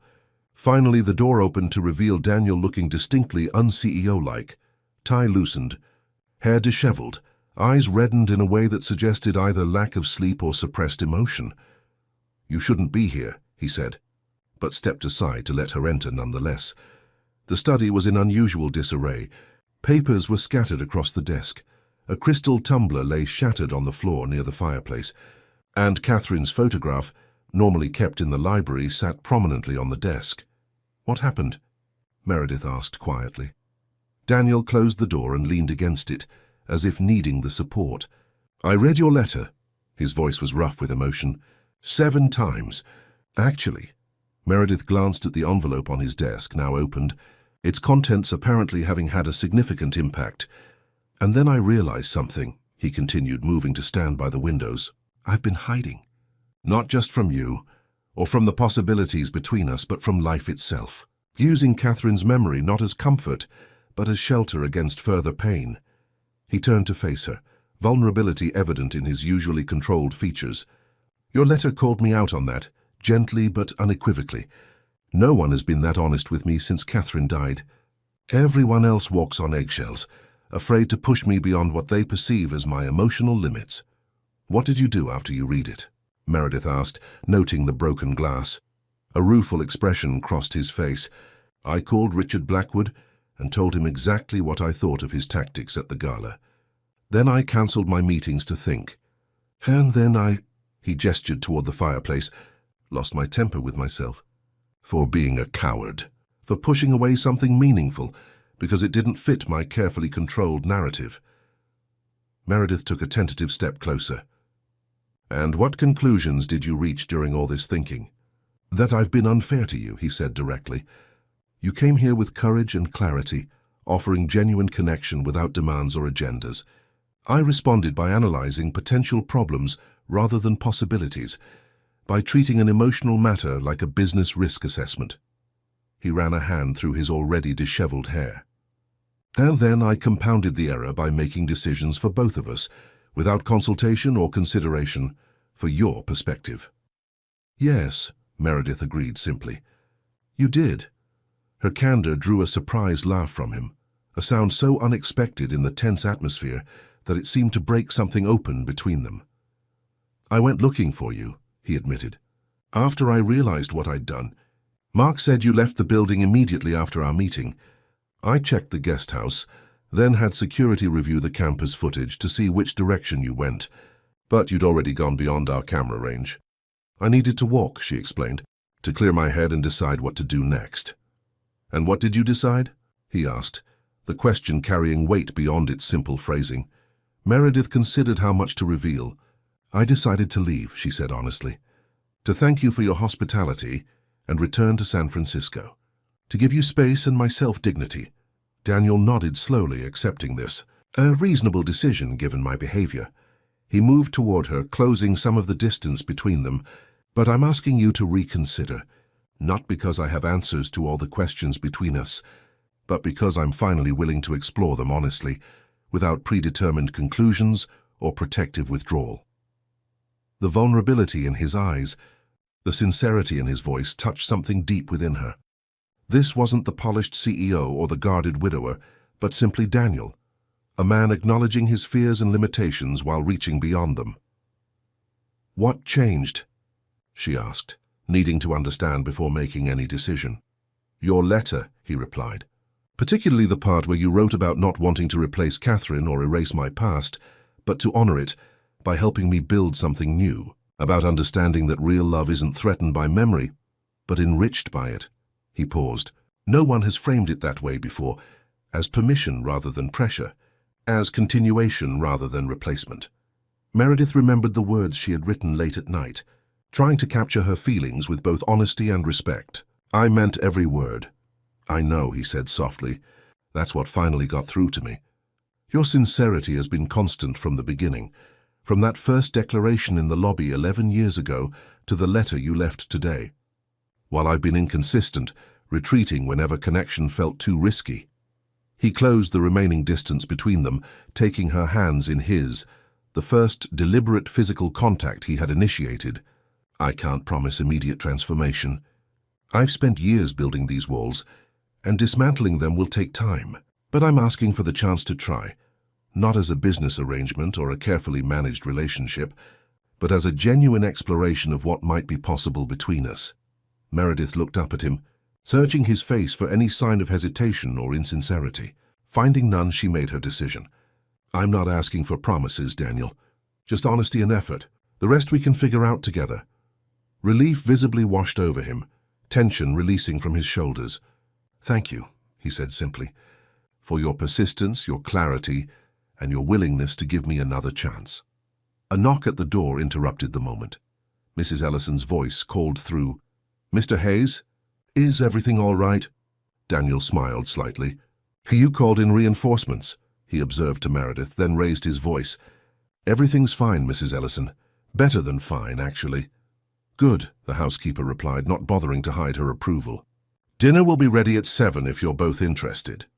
As her footsteps retreated, Daniel and Meredith shared a moment of quiet amusement at the housekeeper's transparent matchmaking. She's been on your side from the beginning, Daniel noted. Probably saw potential that I was too stubborn to acknowledge. She loves you, Meredith said simply. Wants you to be happy. As did Catherine, I imagine.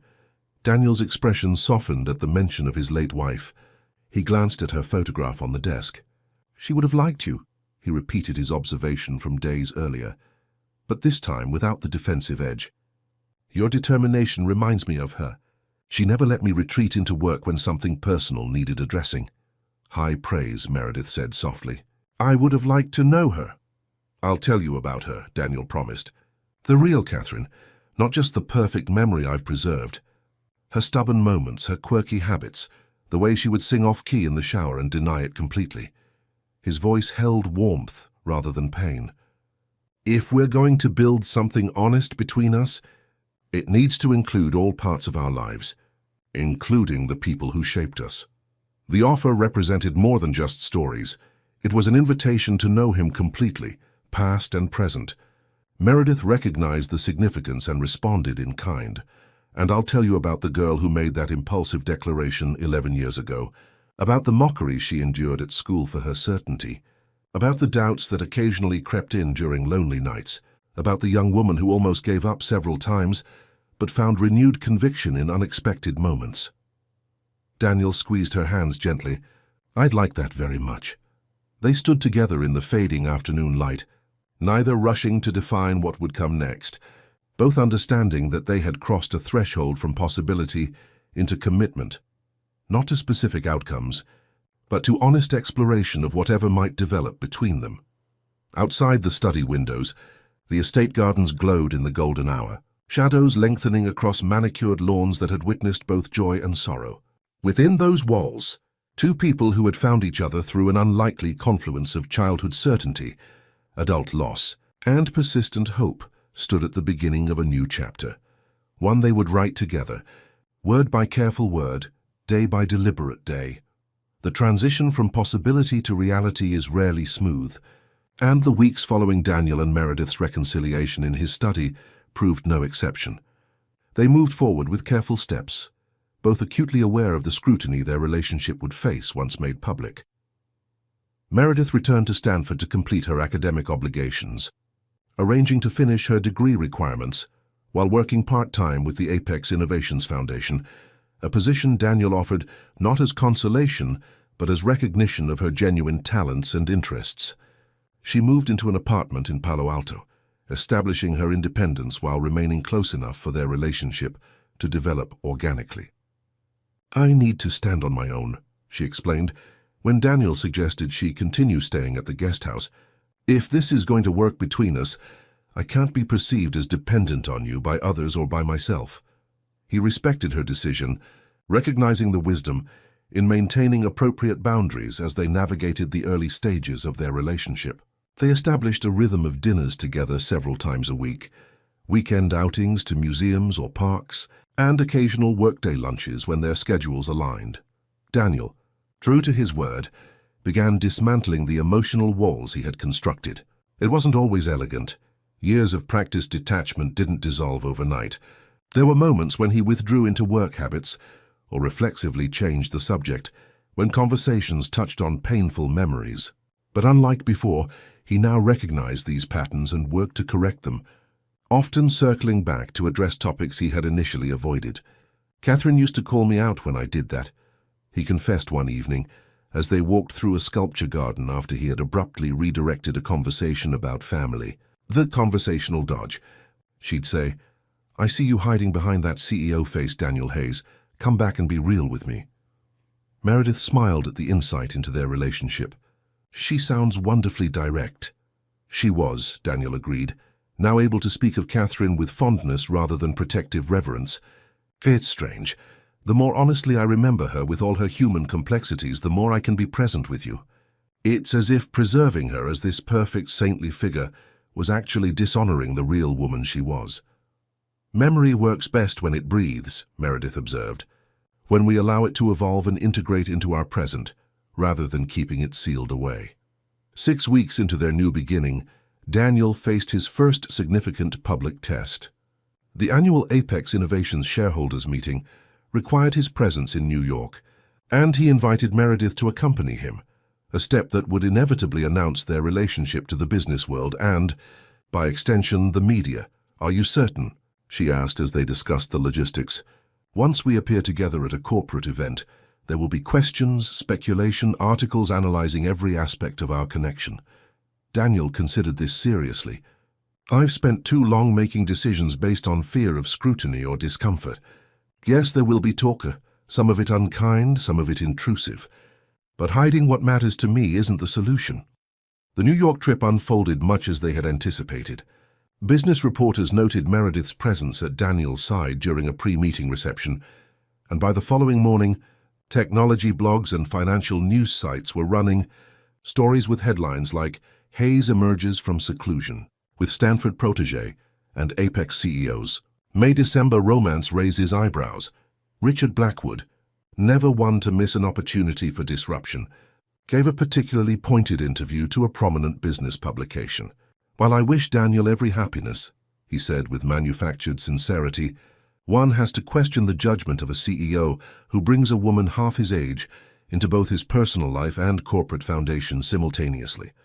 Shareholders might reasonably wonder where professional mentorship ends and personal Entanglement begins. Daniel read the quote over breakfast, in their hotel suite, and laughed, a reaction that surprised Meredith. "You find that funny?" she asked, peering at the article. "I find it predictable," Daniel replied, "and ultimately irrelevant.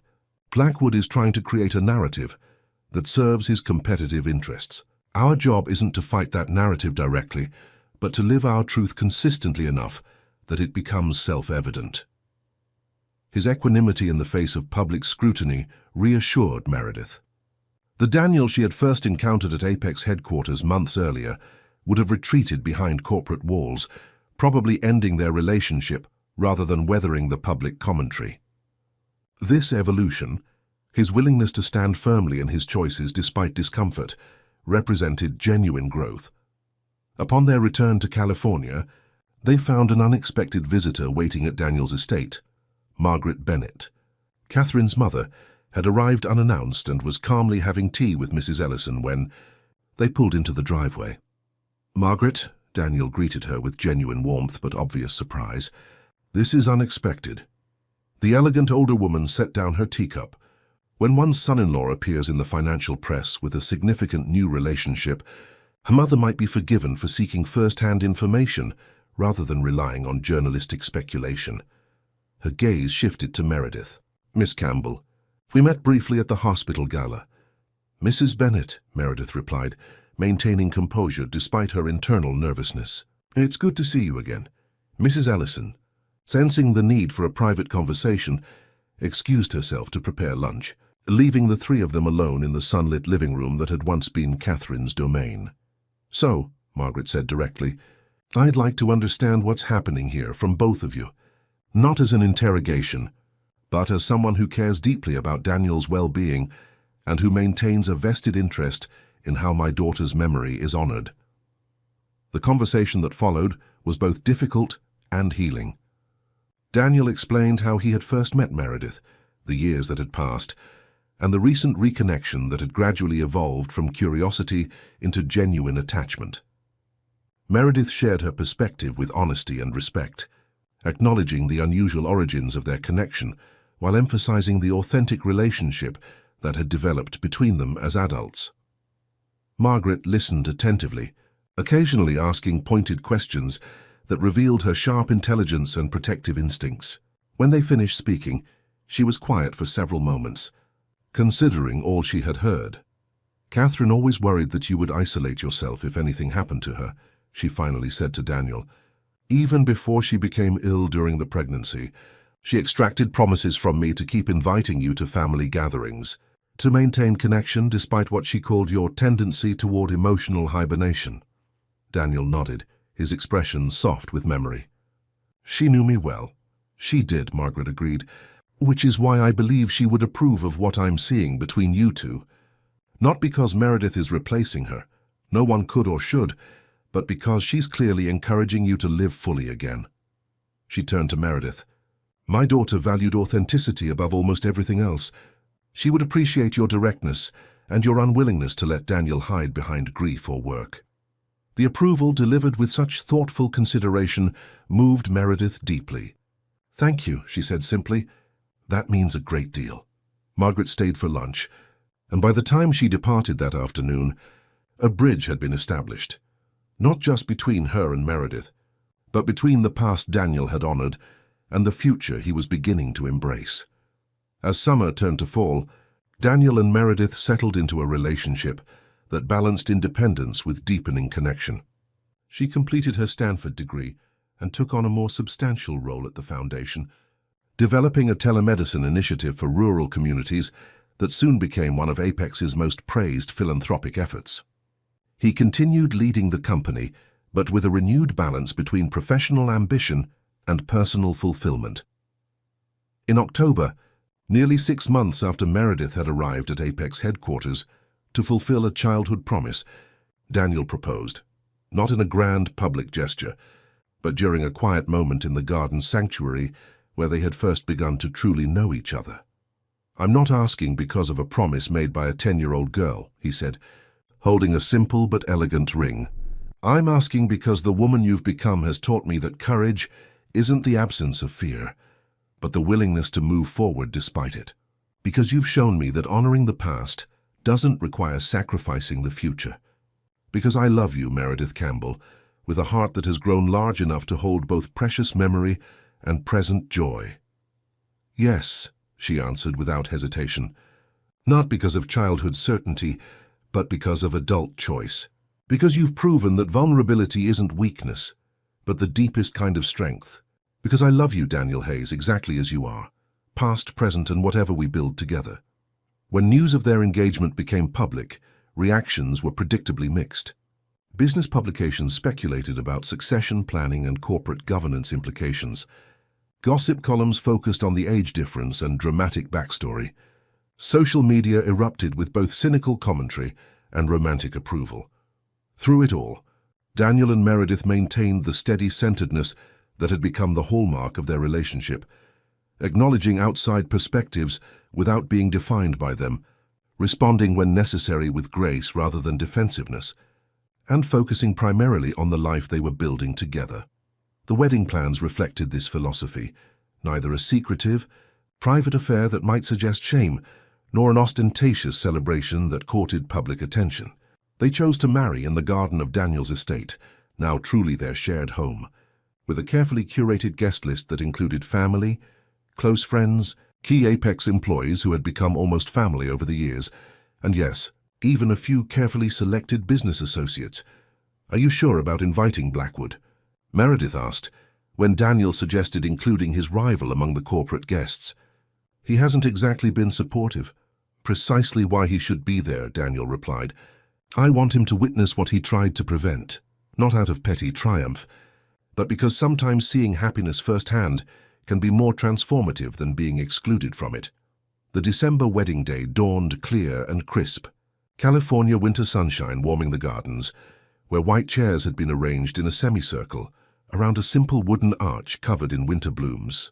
Catherine's family occupied the front row on Daniel's side, a deliberate choice that acknowledged the continuity of family bonds beyond loss.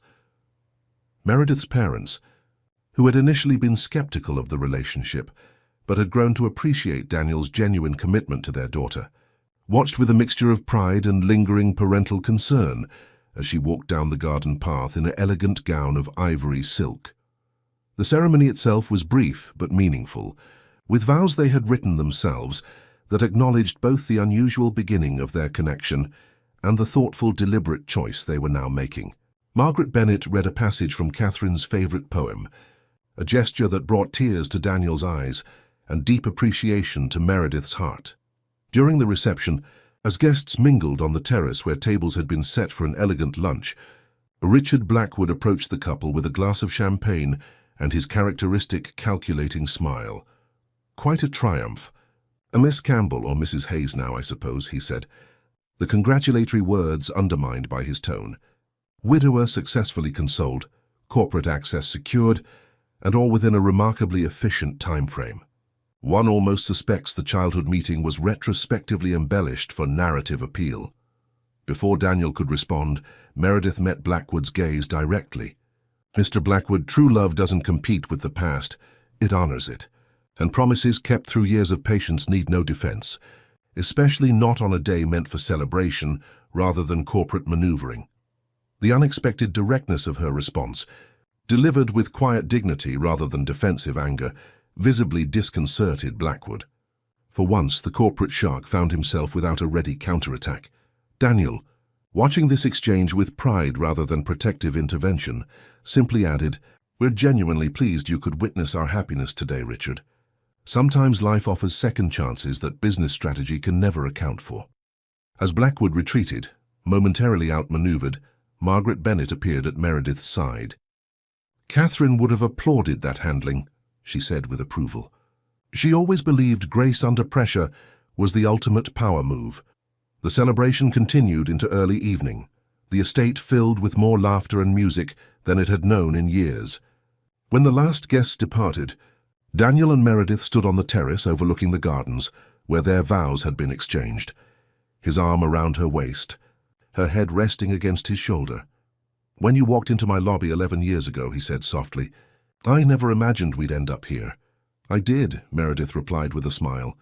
Not the specific details, but the essential truth that we belonged in each other's lives. He kissed her forehead. Your certainty was wiser than my careful calculations, and your caution balanced my impulsiveness, she countered. We each brought what the other needed. The following spring brought news that tested Daniel's healing and confirmed its depth. Meredith was expecting their first child. When the doctor confirmed the pregnancy, Daniel experienced a complex wave of emotions. Joy mingled with echoes of old fear, excitement shadowed by memories of loss. Talk to me, Meredith encouraged, when she saw the conflict in his eyes during the drive home from the appointment. Whatever you're feeling, we face it together. I'm terrified, he admitted, the honesty that had become fundamental to their relationship, allowing him to voice his deepest fear.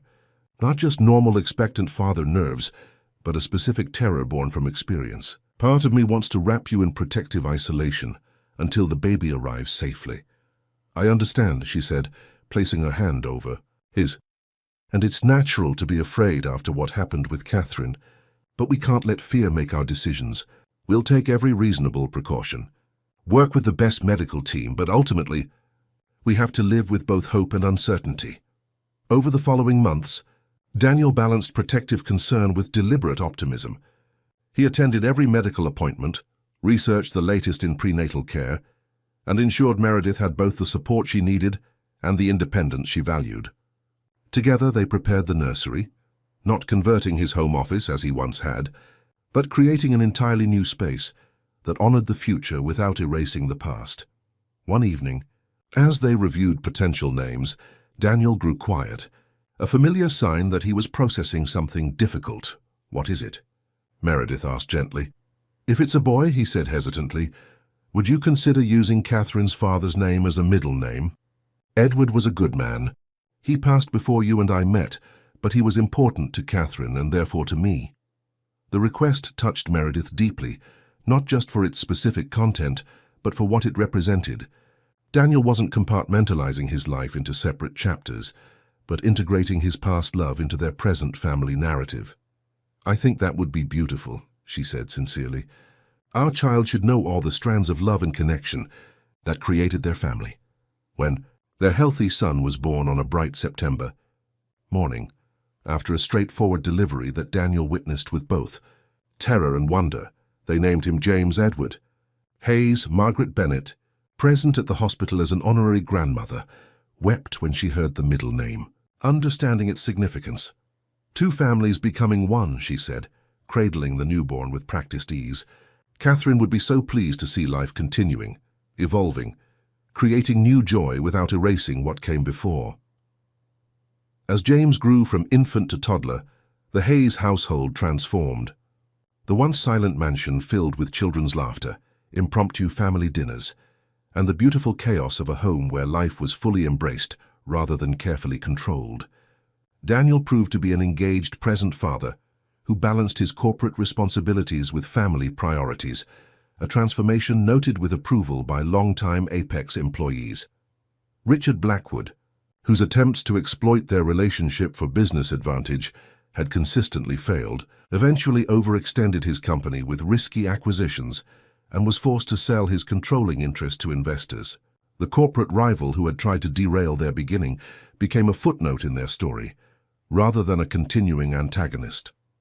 2 years after James's birth, the family welcomed a daughter, Lily Margaret Hayes, named for Meredith's college roommate, who had supported her certainty, and Daniel's mother-in-law who had embraced their new beginning. The family was complete, a blend of past and present, memory and creation, certainty and discovery. On James's 5th birthday, as family and friends gathered to celebrate in the gardens that had witnessed so many significant moments in their journey, Meredith found Daniel watching their son with the expression of quiet wonder. "What are you thinking?" she asked, slipping her hand into his. "That words have power," he replied, squeezing her fingers gently. 11 years ago, a little girl with unruly braids made a declaration that seemed impossible. Childish fantasy meeting adult skepticism. Yet here we are, living a reality that grew from that seemingly implausible moment. Meredith smiled, watching as James carefully showed his little sister how to feed the koi in the garden pond. Their heads bent together in concentrated focus, It wasn't just words, though. It was conviction followed by action, patience sustained through years, courage in the face of doubt. Words begin journeys, but choices complete them. Daniel nodded, drawing her closer. You know, in business school they teach about strategic planning, risk assessment, careful analysis.